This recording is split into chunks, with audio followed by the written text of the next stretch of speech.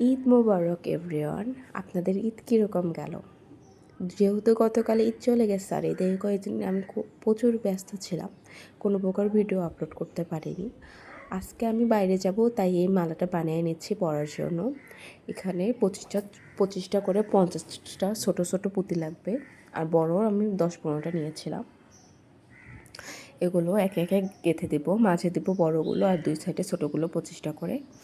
দেওয়ার পর আমাদের এখানে দুইটা চাংস লাগবে।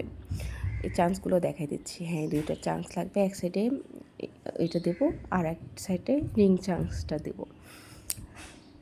আমি এগুলো দেখাই দিচ্ছি। এগুলো সিম্পল একদম সুতা দিয়ে শুধু বেঁধে নেব, একটু টাইট করে বেঁধে নেব, যেহেতু আমি একটু চৌকাঠ সিস্টেম চাচ্ছিলাম।